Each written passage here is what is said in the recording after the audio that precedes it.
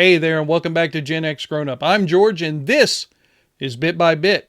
Up first, Apogee Entertainment has a new horror game with a little bit of help from Atari. There's a GBA out there now that I guarantee you didn't see coming, and of all places, Microsoft has a charitable contribution to the retro gaming world. All that and just a little bit more coming up next on Bit by Bit.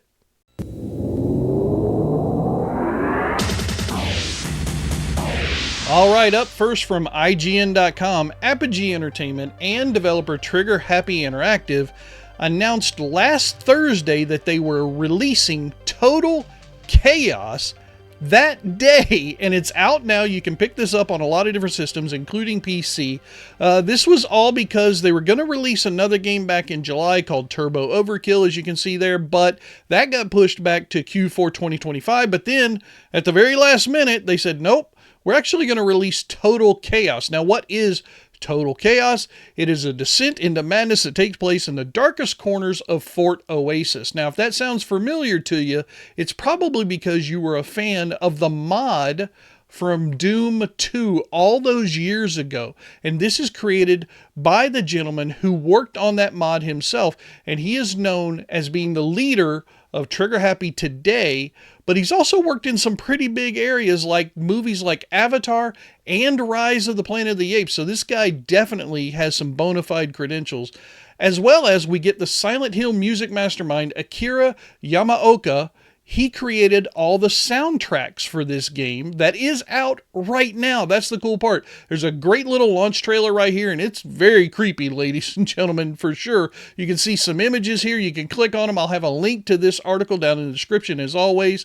And this gentleman, he said, I never imagined I'd return to Fort Oasis and rebuild it as a full standalone release on PC consoles. Great to everyone who helped bring it to this moment, especially the teams at Apogee, Atari, and Infogrames. There you go, ladies and gentlemen. It is out today on PC, PlayStation 5, and Xbox Series X and S. And on PC on Steam, it's running at $25. So not a bad price for a beloved mod that has been turned into a full game with some serious creative talents behind it. Okay, guys, this one's just kind of for me from the folks over at howtogeek.com.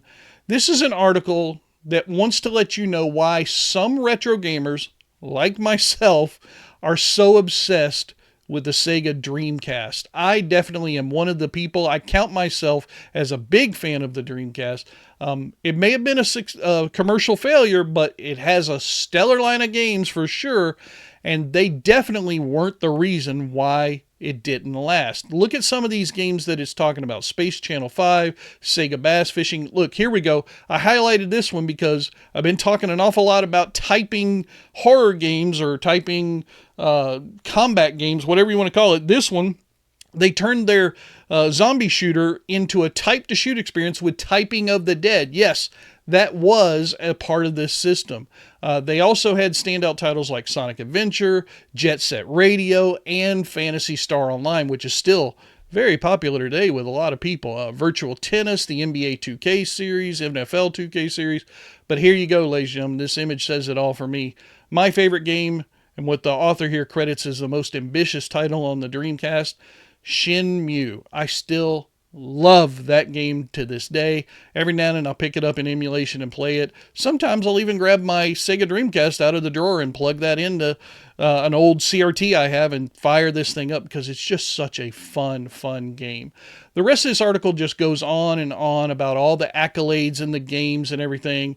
Here's something of note that those of you who maybe didn't grow up during the Dreamcast era don't remember it. They were the first console to bring multiplayer into the living room online long before the Xbox 360, or I don't know if the original Xbox had it, but they were the first ones. They had a broadband adapter at one point. They also originally started with a detachable modem. But yeah, this console was just awesome. Look at that controller, the memory unit. I love that thing. Man, just so many good memories in this article here. Yeah, I agree with this one statement down here toward the end of the article. The world needs a Dreamcast Mini. Play on, if you're listening, Atari, somebody, I don't know, Sega, whoever, somebody go make a deal with Sega real quick and get this thing in the works, because I'm absolutely 1000% down to buy it and play it. Man, just so much good stuff in this article. Anyway, as always, I will absolutely have a link down in the description below of this video so that you can go read this article for yourself and relive all the Dreamcast goodness. Okay, everybody, here's one from retrohandhelds.gg. Yeah, somebody took a Game Boy Advance and stuck a DeWalt battery on the bottom of it. Yeah, not only did they do that, you can see right here with the GBA, they modified it to make it look like it was designed to be that way. Look at the colors, the black and the yellow, emblematic of the DeWalt battery and power tool line. They say that this should run continuously for approximately 17 days without failure. That's just crazy, but it is a big giant 18-volt battery. They did have to do some modifications, obviously, to drop it down to the 4 volts that the GBA needs, but still, just freaking awesome. Now, if you want to buy one, and I don't blame you, look at that beautiful DeWalt logo up there on the back of this thing, all the keycaps. Oh my goodness, that's just so gorgeous. Unfortunately, it's a one-off, ladies and gentlemen. It is not commercially available and probably won't be anytime soon. But yeah, just the very cool thing that somebody came up with and put it out there for the world to enjoy. Redditor Bango created it, and I guess you can probably go search Reddit for his name and read the article and everything where he talks about it. But man, that's just awesome. All right, here's the next bit from AlexReviewsTech.com. There's an Atari beer glass out there, ladies and gentlemen. Why wouldn't there be? This guy who's writing this article is definitely from Australia, because you can see right here he listed it at $55.12 AUD. I looked it up on the Atari website. It's $35 US, so yes, it is pricey, but just look at this thing. Look at that gorgeous vertical Atari logo on the side here, the embossed Atari symbol on the front. I mean, this thing is absolutely gorgeous. If you're a beer drinking geek fan, like some of my friends are, or like me, who loves root beer and is absolutely an Atari freak, this just might be the best stocking stuffer you could get them. All right, and finally, from theregister.com, Microsoft, of all people, are releasing the Zork source code under the MIT license, ladies and gentlemen. We've got Zork 1, 2, and 3 all becoming available under that MIT license, as you can see there.